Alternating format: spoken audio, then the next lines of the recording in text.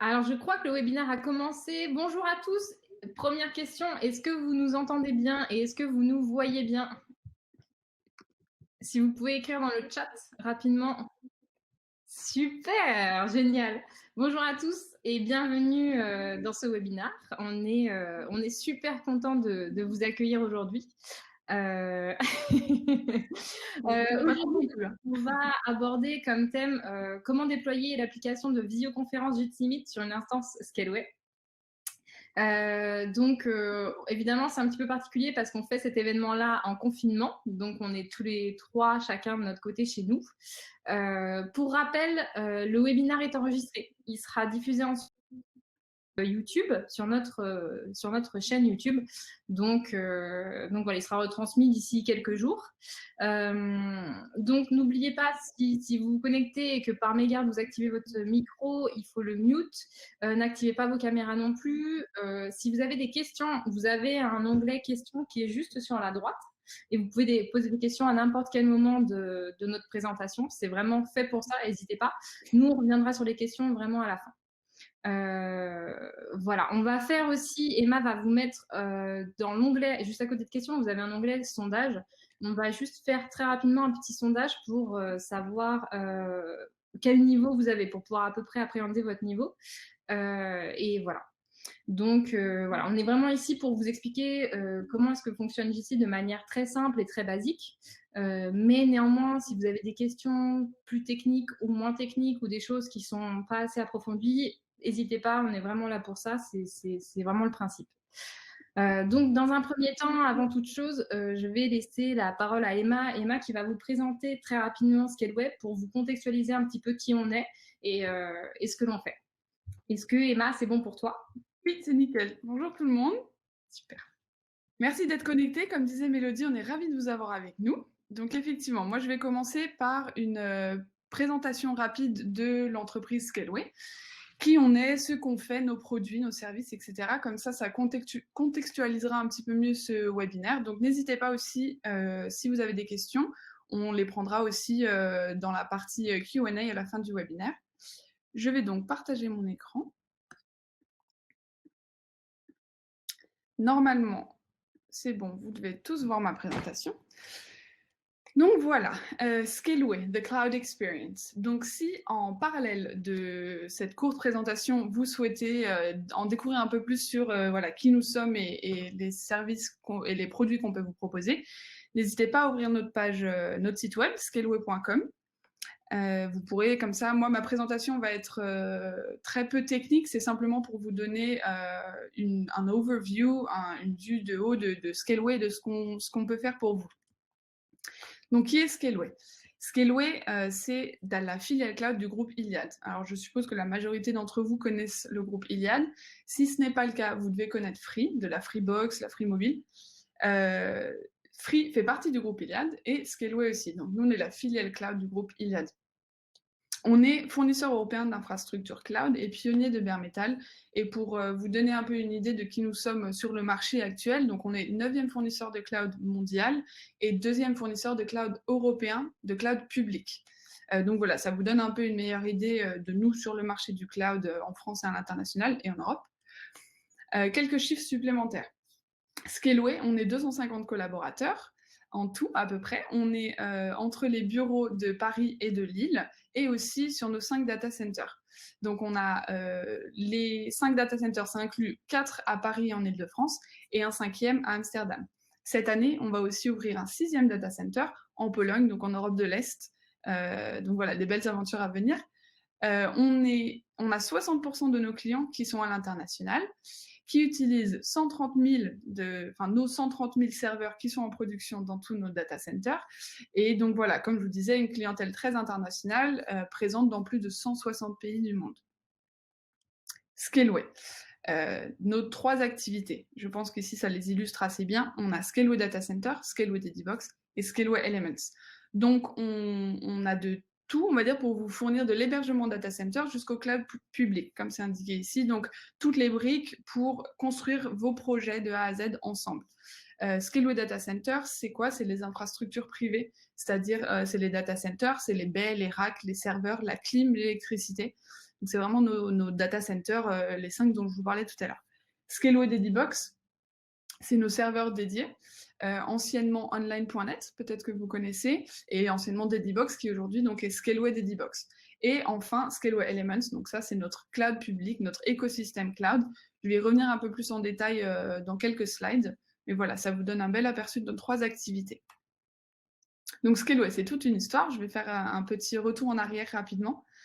Scaleway est lancé en 2015 par Arnaud de Birmingham, qui est toujours aujourd'hui notre président, le président de Scaleway. Donc il a lancé Scaleway en 2015, qui était une spin-off de Online.net. Online.net, qui est cette entreprise, est née en 1999. Scaleway a été un grand succès très rapide, car on était les premiers à faire une offre de cloud computing IaaS, donc à 0,02 centimes de l'heure, des serveurs dédiés sans logiciel de virtualisation. Donc ça nous a permis un fort succès très rapidement sur le marché du cloud. 2016-2017, donc c'est cette forte réussite instantanée, on va dire, veut dire qu'en 2016-2017, on s'est déjà déployé à l'international. Comme je vous disais, plus de 60% de nos clients sont basés à l'international. Et donc, pour répondre à cette demande, on a entre autres ouvert un nouveau data center, enfin, à l'époque, nouveau data center à Amsterdam. Cette forte croissance est due à une forte reconnaissance. On doit tout à cette nouvelle génération de développeurs qui nous a suivis et soutenus dès le début et encore aujourd'hui. 2018, une grande année pour Scaleway, l'année d'une forte accélération. Plusieurs années de recherche et développement ont abouti à un plan de transformation. Donc je vais vous détailler un peu les éléments, les aspects ici. On voit donc dans la première photo en haut à droite, la première, on va dire, équipe d'une petite vingtaine de staff Scaleway, donc un peu le staff fondateur de l'entreprise. Et en 2018, on a eu une grande vague de recrutement qui fait qu'aujourd'hui, comme je vous disais, on est à 250 collaborateurs. Donc une croissance, une accélération très rapide et très réussie, surtout. C'est aussi 2018 l'année de la construction du concept de nos maisons. Donc comme je vous disais, on a 2 bureaux à Lille et à Paris, et on les appelle nos maisons. Donc c'est des espaces de vie plus, ou en plus d'être des espaces de travail, surtout. On y travaille en pantoufles, on a la cantine, on a les cours de sport, on est vraiment très bien accueillis et dans des conditions vraiment parfaites pour travailler au mieux. 2018, c'est aussi l'année de la fusion, une fusion qui fonctionne, comme c'est indiqué. Donc, Scaleway principal de l'entreprise, c'est-à-dire les 3 activités dont je vous parlais tout à l'heure, se sont tous fusionnés pour être chapeautés par la marque principale, qui est aujourd'hui celle que je vous présente, qui est Scaleway. Donc, Online.net, aujourd'hui Scaleway Dedibox, il y a Data Center, aujourd'hui Scaleway Data Center, et Scaleway ici, qui est toujours notre cloud public aujourd'hui, qui s'appelle Scaleway Elements. Donc voilà, parce qu'en 2019, donc c'est notre écosystème cloud au complet qui est lancé, Scaleway Elements. La slide suivante rentrera un peu plus en détail sur nos briques du cloud, mais avant ça, je vais vous parler du Scale Day and Night, un très grand événement qu'on a fait l'an passé avec notre événement client, notre premier et très grand événement client, avec plus de 1200 participants, 30 conférences, 2 keynotes, des démos, des workshops, et tout ça, c'est fini par une grande soirée pour fêter les 20 ans d'Online, donc notre marque historique. Comme indiqué ici, c'était 20 ans d'expérience, 20 ans d'excellence et d'innovation qui sont les bases aussi de ce que Scaleway est aujourd'hui. 2019, c'est aussi l'année où on a lancé 12 produits sur le marché. 12 produits. C'est pas rien. Et donc ces 12 produits qu'on a annoncés au Scale Day and Night le 13 juin. Et c'est aussi 2019 l'année où Scaleway est certifié hébergeur de données de santé. Donc je n'ai pas de slide pour 2020 parce qu'elle ne fait que commencer cette année, mais déjà beaucoup de belles choses, dont aujourd'hui la sortie de Kubernetes en GA, donc excellente nouvelle. Et aussi, il est important de dire aussi qu'il y a quelques semaines, on a accueilli notre nouveau CEO, Yann Léchelle, donc qui va à partir de maintenant travailler en duo avec Arnaud de Birmingham pour voilà, construire, développer, grandir, scaler encore plus Scaleway. Donc on a hâte de voir voilà, les aventures à venir. Voilà, comme je vous disais, un petit zoom sur Scaleway Elements, donc notre écosystème cloud. Il est composé des 6 briques, comme vous pouvez le voir ici. Donc compute, c'est le cloud, les instances, storage, le stockage, network, le réseau, afin de faire en sorte voilà, que les données, la data soient au bon endroit au bon moment, évidemment. IoT, Internet of Things, donc les objets connectés. AI, l'intelligence artificielle, et steering, la 6e brique, qui est en quelque sorte la boîte à outils de Scaleway Elements, et qui fait en sorte que, voilà, que toutes les briques interagissent correctement et fonctionnent pour, voilà, pour que le cloud public, l'écosystème cloud dans son au complet fonctionne. Dernière petite mention, petite slide pour voilà, vous donner un peu des exemples concrets. Donc, voici quelques-uns de nos clients, de nos gros comptes, des entreprises à forte croissance qu'on a l'honneur d'appeler nos clients. Donc, certains noms que vous connaissez, j'imagine, Le Bon Coin, Le Monde, Adopte un Mec, Dailymotion. Donc voilà, c'est simplement quelques exemples qui contextualisent un peu mieux ce qu'on peut faire, je l'espère. Donc voilà, merci beaucoup de votre écoute. On va maintenant rentrer dans le vif du sujet avec Mélodie et Olivier. N'hésitez pas à nous suivre sur les réseaux sociaux, donc sur Twitter, LinkedIn. On y poste très très régulièrement toute notre actualité, les tutos qu'on sort toutes les semaines, les informations cloud, du marché, de Scaleway. Et aussi, si vous le souhaitez, on organise beaucoup d'événements en temps normal aussi, des webinaires certes, mais aussi des événements in real life à Paris et à Lille. Donc voilà, on a 2 pages Meetup, n'hésitez pas à y souscrire et vous tenir informé de ce qu'on peut faire.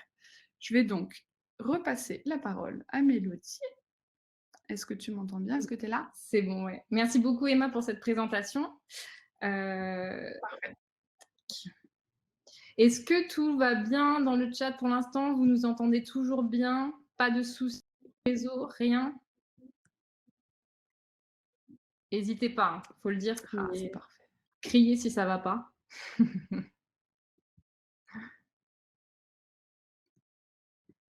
Ouais, tout va bien, super, c'était clair, ouais? Super Emma. OK, bah, moi je vais prendre la suite. Je vais continuer de vous présenter, surtout, Jitsi.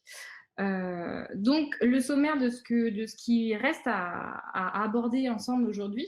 Donc dans un premier temps, moi je vais vous présenter très rapidement la solution Jitsi Meet, pour ceux à qui ça ne parle pas du tout. Je vais vous expliquer un petit peu l'histoire qu'on a avec Jitsi, notamment, durant la crise qui nous traverse aujourd'hui. On va faire un rappel des objectifs très rapidement. Après, Olivier Cano va vous faire une démonstration en direct à l'aide de Docker. Il va vous présenter aussi les fonctionnalités, les différentes fonctionnalités de Jitsi. Et ensuite, à la toute fin de la démonstration, on va vous faire passer un questionnaire de satisfaction.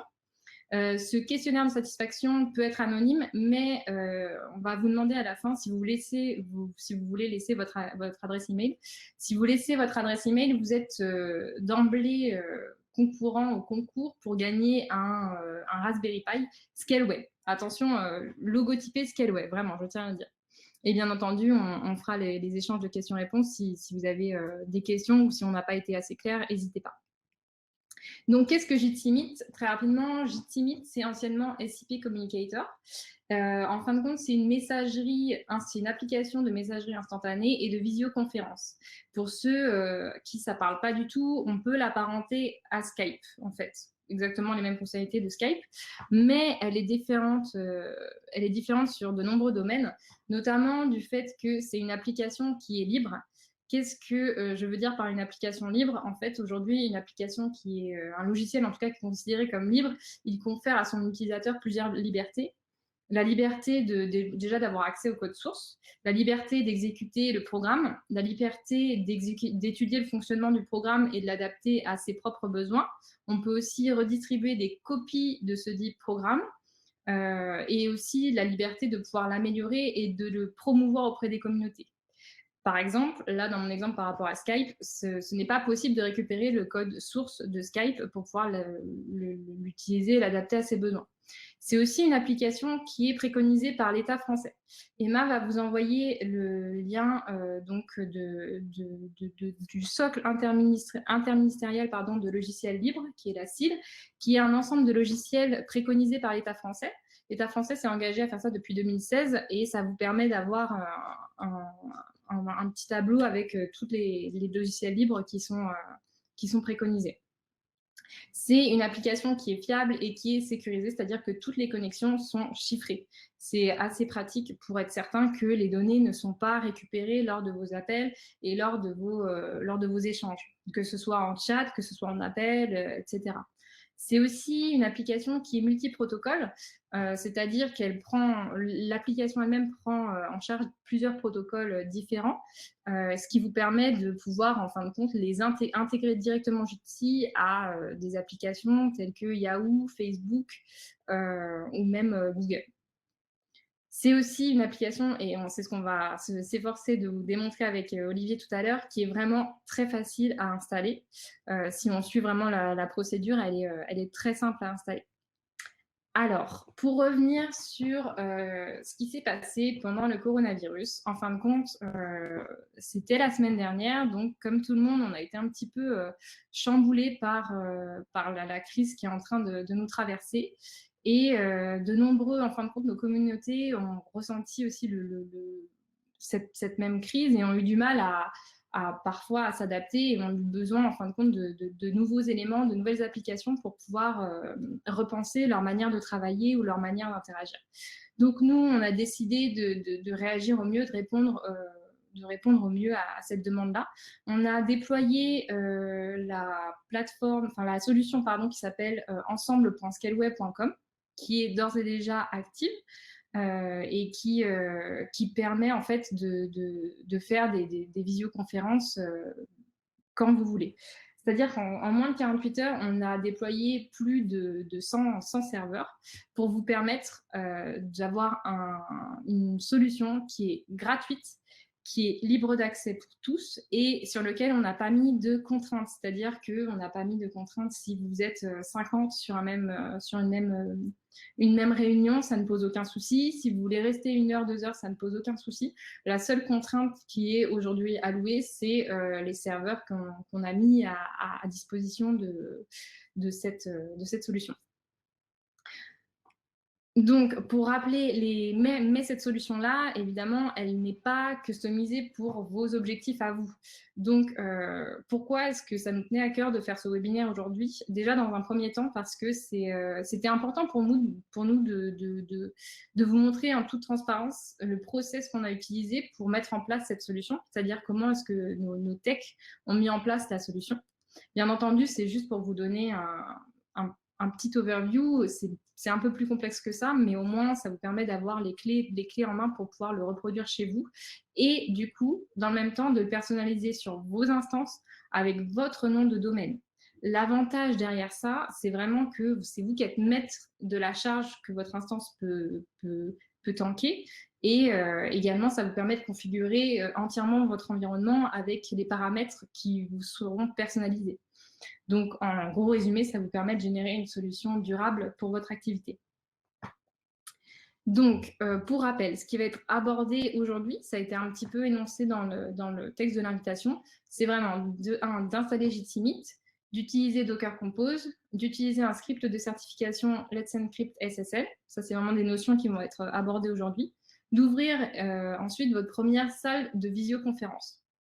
Si vous voulez reproduire cette démo chez vous, et là, j'en appelle aux personnes qui peut-être sont pas toujours à l'aise avec notre domaine et avec tout ce qu'on va aborder aujourd'hui, n'hésitez pas à le mentionner dans le chat ou à poser des questions, vraiment, on est là pour ça. Donc, il vous faudra une instance virtuelle avec Docker d'installer. Emma est en train de vous mettre aussi des liens pour pouvoir vous soutenir pour réaliser tout ça. Un nom de domaine qui pointe sur l'IP de votre instance, un compte chez un cloud provider, par exemple chez Scaleway, et une clé SSH et un DNS configuré. Et voilà, et en avant Guingamp. Donc, on va pouvoir débuter la démo avec Olivier. Si tu es prêt, Olivier, on va lancer la démo. Je suis prêt. C'est parti. Alors, je vais partager mon écran. Hop. Un petit instant. Est-ce que vous voyez bien mon écran? Pour moi, de mon côté, oui. Ok. Le chat. Super. Du coup, l'idée pour ceux qui, j'ai vu dans le sondage qu'il y avait à peu près moitié-moitié ceux qui connaissaient déjà Docker. Là, je ne vais pas expliquer comment installer Docker, mais pour résumer très simplement, Docker, ça va permettre de packager du logiciel et de l'exécuter de manière isolée. Donc, il y a beaucoup de tutoriels très intéressants sur YouTube là-dessus. Je compte sur vous pour regarder les liens que Emma est en train de partager dans le chat où vous documentez. Donc, Docker est déjà installé sur ma machine. J'ai une version de Docker 19.0.3. Et ce que je vais donc faire, c'est que je vais utiliser un des outils de Docker qui s'appelle Docker Compose, qui va me permettre d'exécuter plusieurs conteneurs d'un seul coup. Donc, la première étape du processus qu'on a suivi pour installer Jitsi, c'est d'aller sur le dépôt GitHub officiel, Jitsi, Docker Jitsi Meet. C'est à partir de là qu'on va récupérer deux fichiers importants qui vont nous permettre d'installer Jitsi de manière très simple. Le premier, c'est le Docker Compose. Donc, c'est un fichier qui va permettre de décrire comment exécuter plusieurs containers qui vont fonctionner ensemble. Donc, pour ça, j'ai copié-collé le Docker Compose et je vais le mettre dans un dossier dans mon répertoire Home de mon instance qui s'appelle Jitsi. Je vais aller dedans et je vais utiliser un éditeur de texte. Donc, j'utilise Vim dans mon cas, mais vous pouvez utiliser ce que vous voulez. Et je vais y coller le Docker Compose. Donc, encore une fois, j'ai juste pris ce qu'il y a sur le dépôt GitHub officiel. Pour ceux qui sont un petit peu familiers avec Docker Compose, vous pouvez voir qu'il y a beaucoup de variables d'environnement dans ce Docker Compose et que pour les configurer, vous aurez besoin d'un deuxième fichier qui est donc env.example. Donc, je vais partir de cet exemple pour le configurer ensuite pour notre besoin et je vais le coller dans un nouveau fichier qui va s'appeler .env. Et le fichier .env, en fait, va s'exécuter et être interprété par Docker Compose de manière automatique lorsqu'on va faire un Docker Compose up. Donc, pour montrer en gros, c'est que des variables d'environnement. Donc, tout ce que vous voyez en bleu, ce sont les commentaires. En bleu foncé, là, ce sont les commentaires. Et donc, dans notre cas, on a tout un paquet de variables d'environnement qui sont déjà configurées et d'autres non. Donc, par exemple, une qui peut être intéressante, c'est le port HTTPS qui va être utilisé pour publier le site Jitsi. Nous, on va avoir besoin de configurer une de ces variables qui est commentée, qui est la public URL, donc qui est au tout début du fichier. Donc, cette variable, je vais devoir lui renseigner l'adresse que je vais taper en fait sur un navigateur web pour m'y connecter. Et pour ça, je vais avoir besoin de récupérer dans un premier temps, on va utiliser l'IP public de cette instance Scaleway. Cette IP publique, je peux la récupérer en utilisant une commande qui est sur toutes les instances Scaleway, qui est SW metadata. Pour information, il y a tout un tas de commandes qui sont accessibles depuis vos instances Scaleway et qui permettent d'avoir des informations contextuelles par rapport à l'instance que vous utilisez. Donc, il me semble que je peux récupérer public IP adresse, qui est donc la metadata qui me dit quelle est l'IP publique, donc sur Internet, de cette instance. Donc, je vais la renseigner dans mon fichier d'environnement. Donc, l'URL publique est donc, celle-là, avec le numéro de port qu'on a vu juste au-dessus, 8443. OK, j'enregistre. Et en fait, à partir de ça, on a tout ce qu'il faut pour que ça marche. Donc, je vais utiliser la commande docker compose up qui va du coup exécuter ce docker compose et lancer automatiquement les différents containers. Encore une fois, si la notion de container ne vous parle pas trop, l'idée c'est que je lance des programmes sur ma machine. Donc là, c'est en train de se lancer. Pendant que ça se lance, je vais aller sur un navigateur. Je peux aussi récupérer l'IP de ma machine depuis la console. C'est ce que je vais faire ici.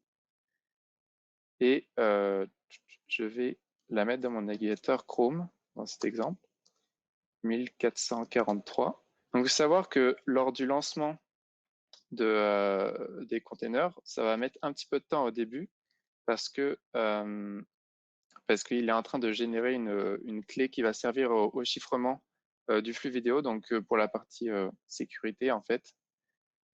Donc là, dans l'URL, j'ai besoin de mettre HTTPS. OK. Donc, on est obligé d'attendre un tout petit peu lors du premier lancement.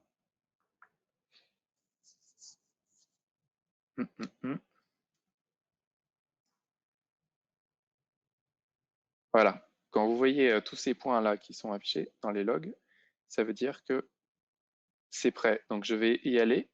Et donc là, j'utilise le navigateur Chrome et il me dit que comme j'utilise de l'HTTPS sur une IP qui n'a pas de certificat, bah, il ne veut pas me donner l'accès. Donc en fait, je vais devoir utiliser un autre navigateur qui lui va me permettre de faire la même chose, mais de poursuivre et accepter le risque d'après Firefox.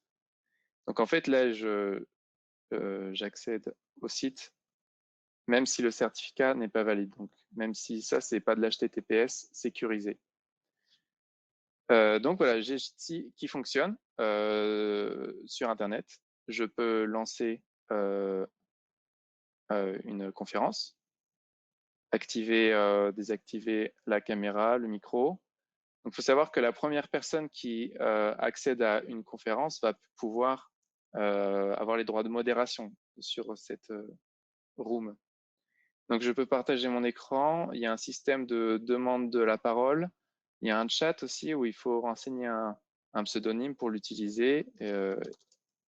Et il y a tout plein de paramètres, notamment pour avoir une vue différente. Donc, ça, c'est intéressant lorsqu'il y a plusieurs utilisateurs.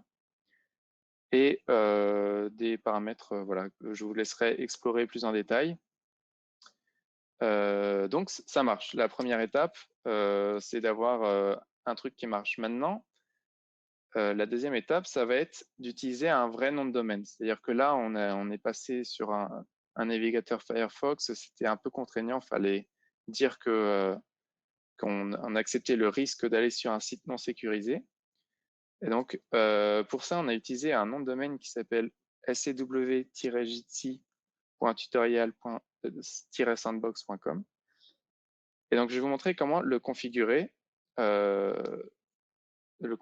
Donc toujours à partir des variables d'environnement qu'on a vues précédemment. Donc, j'arrête le Docker Compose. Et ce dont je vais avoir besoin de faire, c'est de supprimer un dossier qui s'est généré automatiquement lors du lancement du Docker Compose pour vraiment réinitialiser la config comme si je n'avais rien fait. Voilà. Et ensuite, je vais modifier mon fichier d'environnement. Ça met du temps à s'afficher. Voilà. Et là, je vais donc essayer d'utiliser directement l'URL qu'on a vu précédemment. Donc ça, c'est notre URL public maintenant avec le nom de domaine. Donc pour que ça marche sans avoir à préciser le port 443 à la fin, eh bien, il faut modifier le port HTTPS pour utiliser le port standard qui est reconnu par tous les navigateurs, qui est utilisé par défaut. Donc les ports 80 pour HTTP et 443 pour HTTPS. Il faut savoir que par défaut, lorsque vous allez vous connecter sur cette URL publique, sur le port 80, il va pas être content, il va vous afficher n'importe quoi. Donc, il y a une option tout en bas de la config qui permet automatiquement rediriger le HTTP vers le HTTPS. Donc voilà, c'est un petit plus qui simplifie les choses. Et ensuite, on a besoin de configurer Let's Encrypt. Donc, Let's Encrypt, c'est un outil qui va nous permettre de générer les certificats qui vont nous permettre d'utiliser le nom de domaine de manière sécurisée, c'est-à-dire on annonce clairement qu'on a l'autorité sur ce nom de domaine. qui est SCW, juste ici. Donc, tout ça encore, c'est des choses qui, là, je modifie 3 variables d'environnement, mais c'est des choses qui sont de base intégrées à Jitsi et qui fonctionnent en fait tout seul. Donc, on a vraiment très peu de choses à faire à part de la configuration. Donc, je mets une adresse mail, scaleway.com. Je sauvegarde et je réexécute mon Docker Compose. Donc là, encore une fois, ça va prendre un petit peu de temps. Pendant ce temps-là, je vais vous montrer l'instance que j'utilise. C'est une dev1s. Il faut savoir que avec une dev1s, vous pouvez facilement avoir 4-5 personnes qui dialoguent, ça va fonctionner. Si vous voulez des plus gros groupes, vous pouvez taper dans des types d'instances plus gros. Donc, je vais vous montrer les différents types d'instances qu'on a chez Scaleway.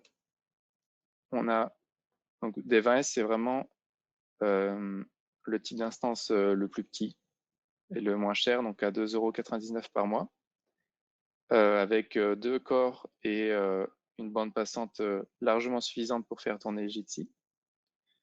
Donc avec un dev1L, par exemple, vous pouvez faire des conférences à 30-40 personnes si tout le monde ne partage pas sa webcam ou un flux vidéo. Ensuite, vous pouvez taper sur du plus gros. Donc, par exemple, avec une GP1L, vous pouvez facilement faire un webinar comme celui-ci, en fait, avec une centaine de personnes ou plus. Donc, je vais retourner voir si ça s'est lancé. Pas encore. Mais je vais copier l'URL pour la mettre dans un navigateur juste ensuite. Donc là, je vais directement tenter d'aller sur Chrome dès que c'est prêt.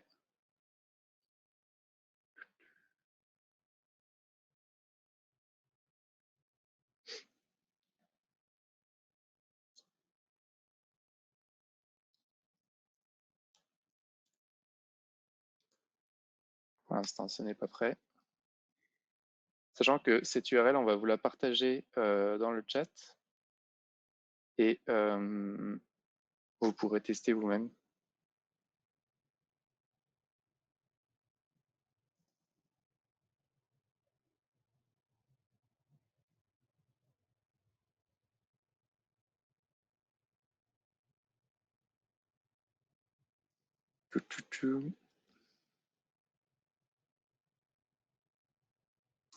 Ça met un petit peu plus de temps.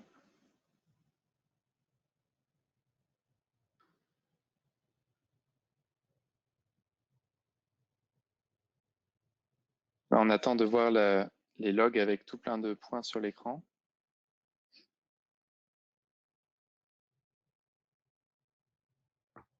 J'en profite pour vous dire, n'hésitez pas à poser des questions. Je vois qu'il y a pas mal de questions déjà, donc c'est top, mais vraiment, n'hésitez pas, il n'y a pas de questions bêtes ou de choses.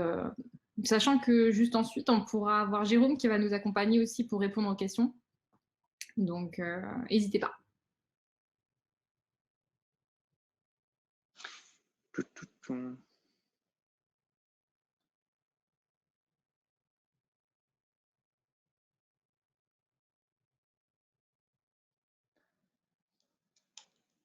Voilà, c'est bon. Ça a mis un petit peu de temps. Et donc là, j'y accède depuis Chrome. Et là, il ne me met même pas de message d'erreur. J'ai accès directement à mon URL. Donc là, c'est Jitsi. Je peux relancer une salle comme tout à l'heure. Et ça juste marche, comme on dit. Donc voilà, on a modifié au total, pour que ça marche directement, on a modifié une ligne de configuration. Pour que ça marche avec une URL, un DNS, on a modifié 5 ou 6. Et tout ça avec juste Docker qui est initialement installé sur notre machine.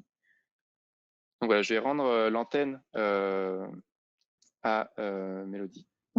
Et si vous avez des questions, voilà, on va y répondre avec plaisir. Oui. Merci beaucoup Olivier pour toute cette démo. Il y a beaucoup, beaucoup, beaucoup de questions, c'est trop bien. J'en ai vu juste une. Après, Emma, je te laisserai peut-être reprendre tout le fil.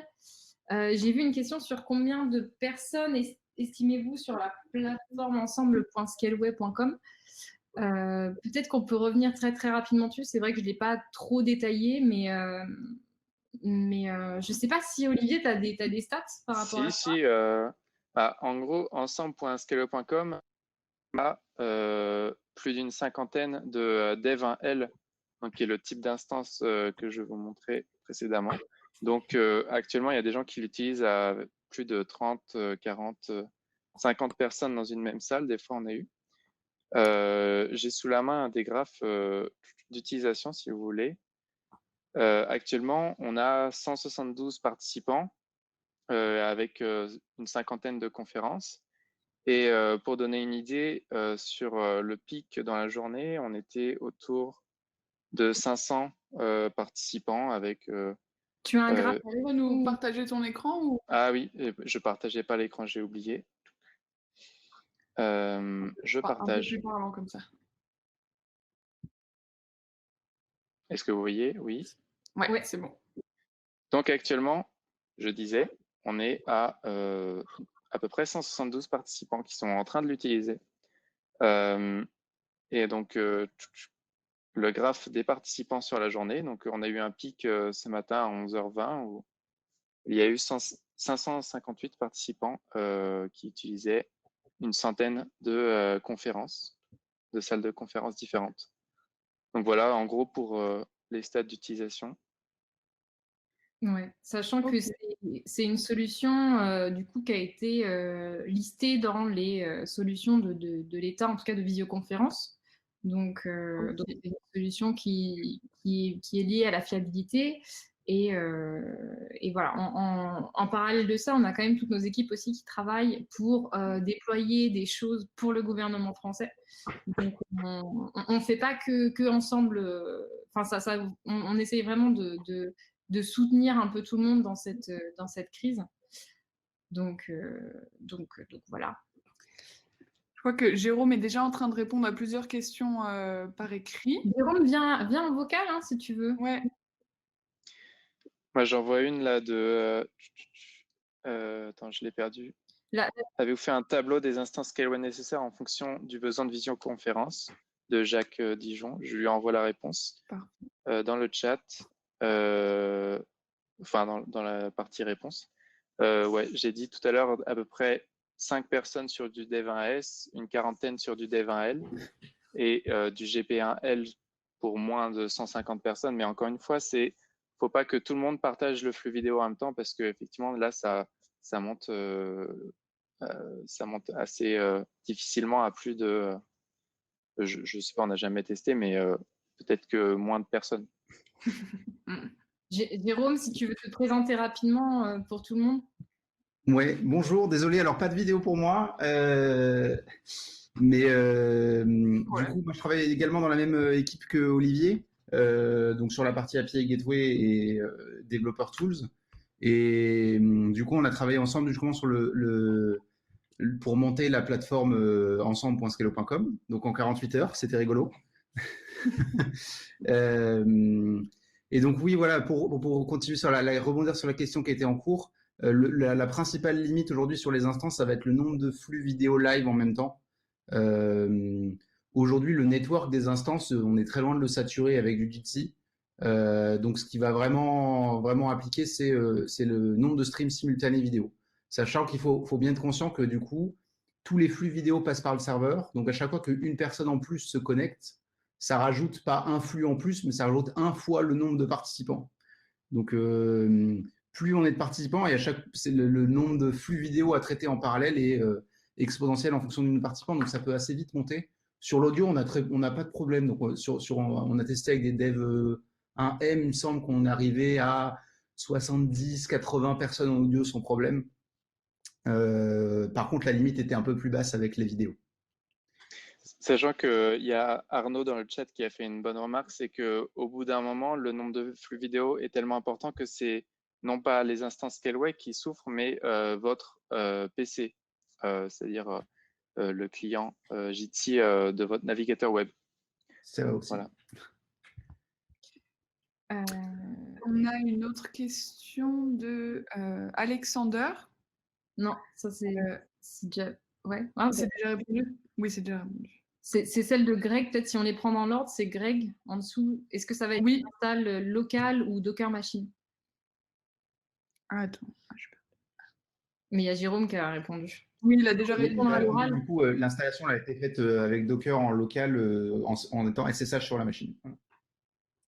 Donc, Oui. sur une instance Scaleway. Faut voir le tutoriel qui a été posté dans le chat par Emma tout à l'heure. J'ai suivi exactement celui-là. Ouais. On a ensuite une autre question de Rémi qui pose la question vraiment comment est-ce qu'on fait un copier-coller en fait dans un terminal? Parce que c'est vrai que tu fais la commande toi machinalement. Et est-ce que ça change en fonction de l'éditeur de texte qu'on utilise?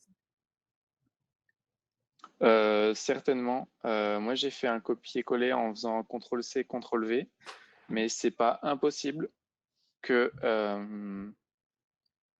dans des configurations de certains éditeurs, ça marche mal, ce genre de choses. Mais encore une fois, j'étais donc SSH sur la machine à distance. Et donc, c'est l'entrée de mon terminal qui a pris le... Donc, ça dépend en fait de votre terminal, peut-être. Après, c'est aussi possible, parce que pour les gens qui sont moins à l'aise avec les éditeurs en terminal, c'est aussi possible d'éditer le fichier en local, de le télécharger en local et d'utiliser un client, généralement les clients SFTP. Donc, il y en a plein, FileZilla, un exemple, mais il en existe plein d'autres, et qui vont permettre au cliquer-glisser d'uploader le fichier sur le serveur directement et de pouvoir l'éditer en local et l'uploader sur le serveur. Donc Grégoire, on avait un petit peu répondu tout à l'heure, mais on peut repréciser quel est le type d'instance Scaleway est utilisé pour une bonne fluidité. Alors Grégoire, est-ce que peut-être tu voulais dire pour une bonne fluidité sur Jitsi ou qu'est-ce que nous on te conseille en fait, c'est ça? Je sais pas. Hein. Ou qu'est-ce que nous on utilise actuellement nous pour ensemble? On peut te répondre aux deux, hein, de toute façon, il n'y a pas de souci. Aujourd'hui, de toute façon, sur Ensemble, on utilise des dev 1L. Et la fluidité, comme je disais, hein, ça va vraiment dépendre. Le principal limiteur, ça va être le nombre de flux vidéo simultanés. Voilà. Et toi, Olivier, tu avais précisé tout à l'heure, en tout cas, le type d'instance que tu conseilles pour... Oui, je l'ai mis dans les réponses. Il y a une question qui est posée là-dessus. Et sachant que dans le chat, il y en a qui ont précisé aussi que lorsqu'il y a que 2 personnes qui sont dans une conférence, ça ne passe même pas par l'instance Scaleway. Donc, ça fait une connexion qu'on dit de pair à pair où en fait, le flux vidéo est transmis directement d'un utilisateur à un autre. Exactement. Et Arnaud qui demandait si c'est du Java, j'ai dit c'est codé majoritairement en Java, moi, dans mes recherches. Mais après, il y a d'autres features qu'ils ont ajoutées petit à petit. Comme c'est une solution de vidéo, c'est un peu plus compliqué que ça. Et qui sont codés dans d'autres langages. Mais ouais, en majorité, c'est du Java. Et maintenant, il commence à arriver les briques les plus récentes, il commence à avoir des traces de Kotlin qui traînent un peu aussi. Voilà. Les instances gratuites de Jitsi chez Scaleway sont-elles bridées en ce qui concerne le débit? J'ai essayé et la résolution est très faible. De Greg. Alors, aujourd'hui, on ne bride pas du tout le débit. Alors, il faut savoir que Jitsi essaye de s'adapter automatiquement à la vitesse de la connexion des utilisateurs. Donc des fois, le temps d'adaptation n'est pas forcément idéal. Donc des fois, ça peut commencer bas et puis la qualité s'améliorer au fur et à mesure. Et après, c'est aussi un réglage qu'on peut changer dans l'application Jitsi directement. Donc dans les réglages en bas à droite, il y a une petite icône Settings et il y a un paramètre qui permet de changer la résolution vidéo qu'on veut utiliser. Est-ce que vous avez installé un serveur turn pour router les flux de participants quand nécessaire? J'imagine que c'est aussi sur la solution ensemble, la question. Du coup, aujourd'hui, en fait, si jamais on atteint si jamais il y a trop de participants sur la plateforme ensemble, il y a automatiquement des machines qui vont être ajoutées dans le pool de machines disponibles. Et donc, du coup, en fait, on répond à ça en rajoutant tout simplement des instances en plus, qui sont des instances JDT séparées. Et du coup, la page d'accueil qui redirige automatiquement les users va automatiquement rediriger les users vers l'instance qui a le moins de charge. Ok. Question suivante de Bénédicte. Est-ce que les certificats Let's Encrypt sont acceptés par tous les navigateurs Internet? Est-ce qu'il nous a posé une colle? J'étais en train de lire d'autres questions. C'est Non, mais, laquelle? non, aujourd'hui, les certificats Let's Encrypt, c'est possible qu'il y ait encore certains navigateurs, des vieux navigateurs qui ne les acceptent pas. Et alors, c'est pas lié au navigateur, c'est plutôt lié au système d'exploitation. Donc, s'il y a des gens qui surfent encore sur Windows XP, c'est possible qu'ils aient des problèmes. Mais normalement, vu la rapidité à laquelle se développe Let's Encrypt aujourd'hui et le nombre de gens qui utilisent Let's Encrypt de partout, c'est de moins en moins vrai. C'est même quasi inexistant aujourd'hui, je vais dire. Ouais. On est vraiment dans des cas de figure très isolés sur des configurations des vraiment vieux OS pas mis à jour. Et effectivement, ça peut poser problème. Il y a une question piège là de Greg Rétier. Pourquoi utiliser Livestorm pour ce webinaire et pas Jitsi? La réponse, c'est que sur Livestorm, il y a une feature pour enregistrer, vu qu'on va partager ce webinaire sur YouTube. Au-delà de ça même, c'est une très très bonne question en fait, mais vraiment toutes les features qui sont liées à la création du webinaire, c'est-à-dire qu'elles sont un peu diversifiées, c'est-à-dire qu'on a la création des invitations, l'envoi d'invitations par email, le fait de pouvoir vous envoyer des sondages aussi après par email, de faire. Enfin voilà, c'était vraiment pour nous faciliter la vie pour tout ce qui est parallèle en fait à la création d'un webinaire, plutôt que sur la solution vidéo qui, en fin de compte, on aurait très très bien pu la faire sur Jitsi sans souci. D'ailleurs, hier s'est déroulé un meet-up Paris.js sur une instance Jitsi. Donc voilà, on leur a déployé une instance spéciale GP1L, il me semble. Oui. Et ça a très bien fonctionné. Où ils étaient en vrai, là, au pic, ils ont été 80 participants, je crois. Donc effectivement, il n'y avait qu'un seul flux vidéo et audio simultané, puisque tous les autres participants étaient juste en tant que visiteurs. Mais oui, le navigateur avait plus de mal que l'instance qui était derrière. Il y a Jacques qui demande où peut-on trouver la description de toutes les variables existantes dans Jitsi? En fait, c'est sur le dépôt officiel GitHub. Il me semble qu'il a été partagé dans les liens qui ont été mis sur le chat. Je vais le mettre dans la réponse aussi. Du coup, env.example, c'est le fichier. Donc, chaque variable est documentée en fait pour dire qu'est-ce que ça fait derrière. Mais il y a plus de documentation sur le dépôt. Alors, Romain qui demande pourquoi le type d'instance Scaleway impacte le nombre d'utilisateurs possibles dans une même conférence. Vu que Jitsi Meet est basé sur WebRTC, le serveur ne fait pas grand-chose au final, à part mettre en relation les clients utilisateurs, non? Alors oui, maintenant sur le nombre de flux vidéo en direct, même si effectivement l'instance ne fait que prendre les paquets qui arrivent dans un tuyau pour les envoyer dans d'autres tuyaux, le fait que ce soit exponentiel, vu que toutes les streams passent par le serveur, donc si on est 3 personnes, il y a 3 flux qui rentrent dans l'instance. Mais du coup, il y en a, je ne dis pas de bêtises, 1, 2, 3, 4, 5, 6 qui sortent. Puisque du coup, à chacun des participants va recevoir les 2 flux des 2 autres participants.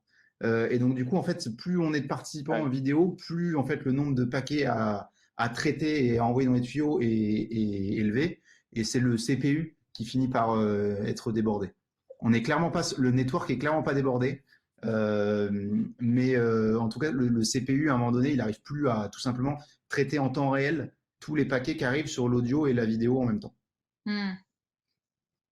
Il y avait une question de Jacques, mais j'ai vu que Olivier avait déjà répondu. Avez-vous fait un tableau des instances Scaleway nécessaires en fonction du besoin de visioconférence, processeur, mémoire, bande passante? Et du coup, tu as donné déjà dans la réponse le nombre de personnes. Oui, sachant qu'on est nous-mêmes en train de voir, d'ajuster ça. C'est-à-dire qu'on a commencé il y a 1 semaine et demie, hein. Donc on est en train de voir comment ça se passe. Toujours en progression. Romain qui demande: j'ai rencontré des erreurs value bridge channel send not open channel côté navigateur sur les instances ensemble et sur une instance montée moi-même sur Debian 10, pas Docker. Du coup, pas de vidéo audio dès que plus de 2 personnes. D'une idée d'où ça peut venir?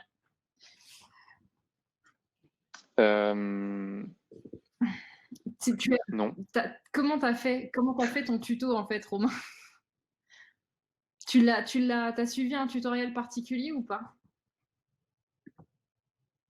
J'ai suivi votre tuto. Celui sur Debian? Généralement, en fait, dès qu'il y a un symptôme qui est lié au passage de 2 utilisateurs à plus, c'est très souvent lié au fait que du coup, à 2 utilisateurs, le Jitsi fonctionne de pair à pair, comme l'a dit Olivier. Donc du coup, les connexions et les flux vidéo et audio ne passent pas forcément par le serveur. Et à partir du 3e, c'est là où le serveur commence à fonctionner. Donc en fait, c'est possible qu'en cas de mauvaise configuration, ça marche bien à 2. Et en fait, à 3, là où le serveur commence à devoir bien faire son travail, là, on commence à avoir des problèmes. Ce qui est possible, généralement, un des symptômes possibles quand on installe chez Scaleway, et ça, c'est propre aux cloud providers en général, donc c'est vrai chez Scaleway, mais chez d'autres cloud providers aussi, c'est que le réseau IPv4 va être NATé. Donc ça, c'est une particularité de des configurations réseau chez les cloud providers. Ce qui ne va pas être le cas chez Dedibox, par exemple. Sur les instances Dedibox, vous ne serez pas NAT, mais sur la partie cloud, ça va être le cas. Et donc, du coup, il y a des configurations spécifiques au NAT qui vont devoir être faites sur l'instance Jitsi. Ouais. Je me suis heurtée au même souci que toi, Romain.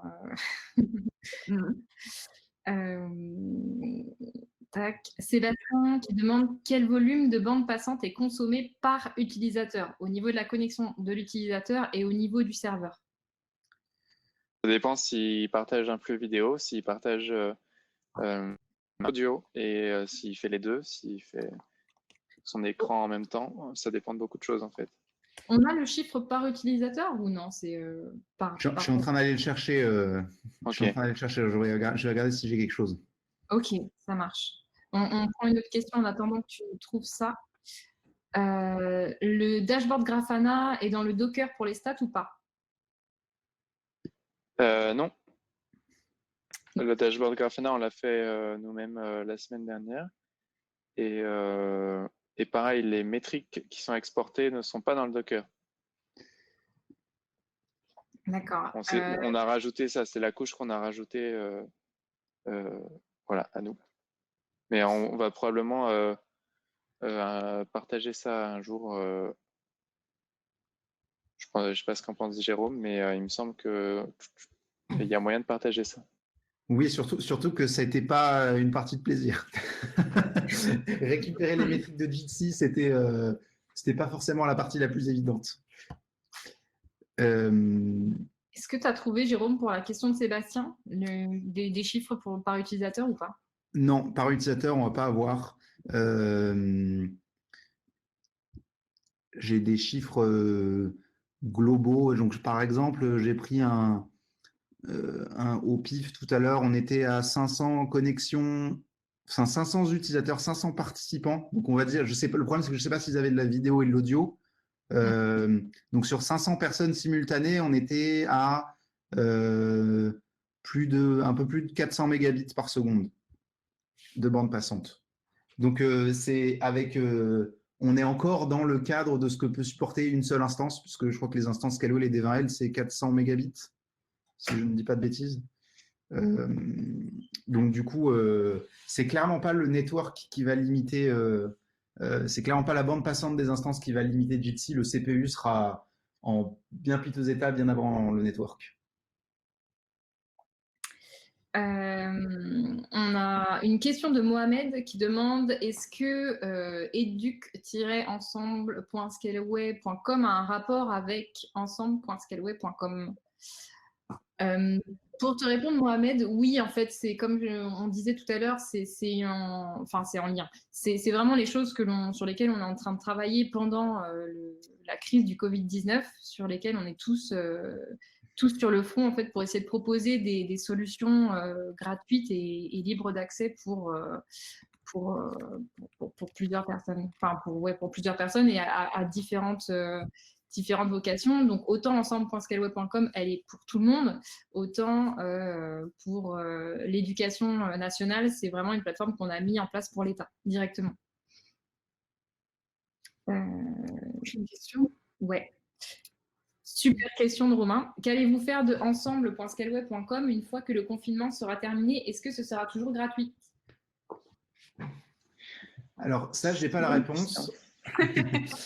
Par contre, ce qui est prévu, on est en train de commencer à regarder si on arrive à le faire, on va publier l'ensemble des outils d'automatisation qu'on a montés pour la plateforme. Donc, si vous pouvez trouver sur Twitter, peut-être Emma va trouver le lien du thread de Arnaud qui avait posté sur Twitter tous les outils qu'on utilisait.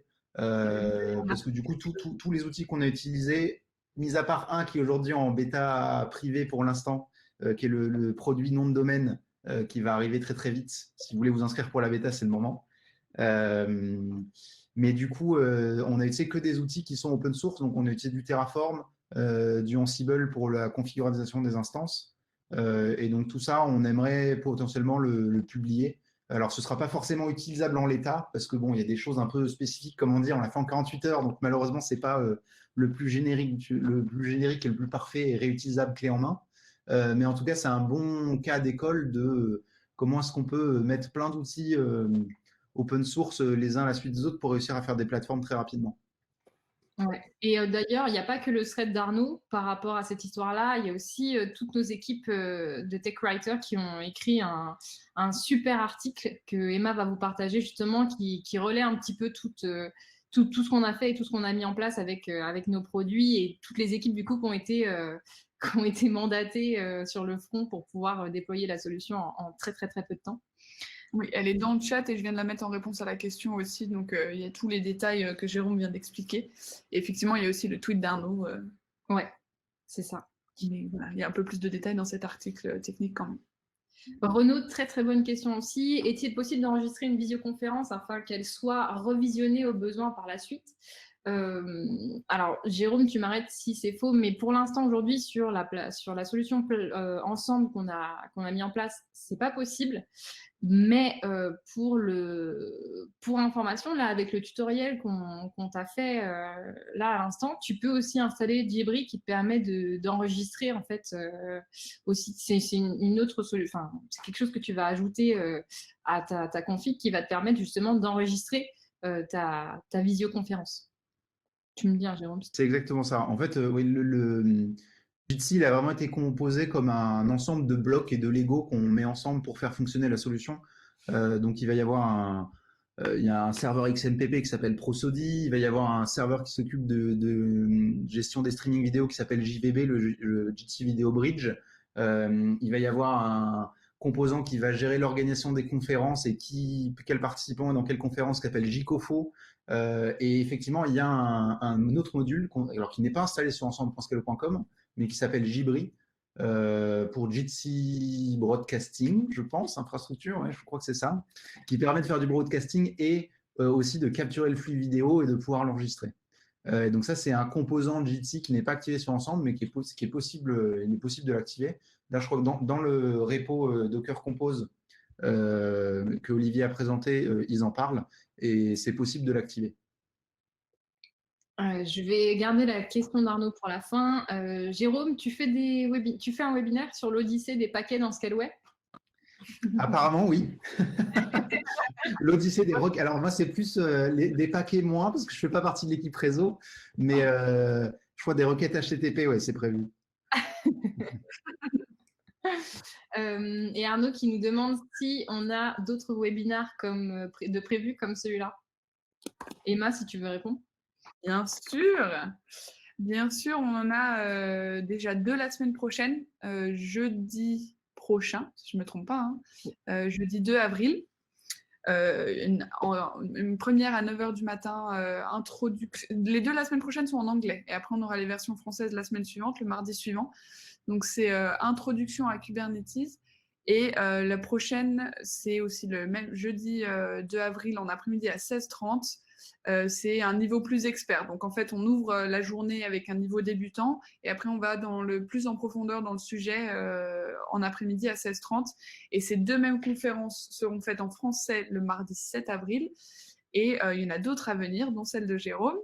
Et tout est résumé et la liste sera complétée au fur et à mesure sur notre page Scaleway sur Livestorm. Donc je vais le poster ici et aussi dans le chat et dans le mail de remerciement que vous allez recevoir. Comme ça, vous aurez toutes les infos. Et voilà, si ça vous a plu et si les autres sujets vous intéressent, bah, évidemment, restez connectés et on continue à faire des webinaires avec plaisir. Ouais. Est-ce que c'est bon pour vous? Est-ce que vous voulez dire quelque chose, Olivier, Jérôme? Tout était bon pour vous? Ajouter des précisions peut-être ou... Non, mais merci à vous d'avoir organisé ce webinaire. C'était très sympathique. Bah écoutez, merci beaucoup à tout le monde. On est quand même une cinquantaine pour être transparente avec vous. C'est notre premier webinaire. On fait beaucoup d'événements IRL, mais c'est vrai que les webinaires, on n'avait pas encore essayé et on est vraiment super contents. Merci beaucoup à vous tous et à toutes les questions. On va continuer d'en faire, bien évidemment. Et donc, n'hésitez pas d'ailleurs si vous avez des idées de thèmes, des sujets qui pourraient vous intéresser ou des équipes que vous voulez voir parler lors d'un webinaire, au contraire, avec grand plaisir.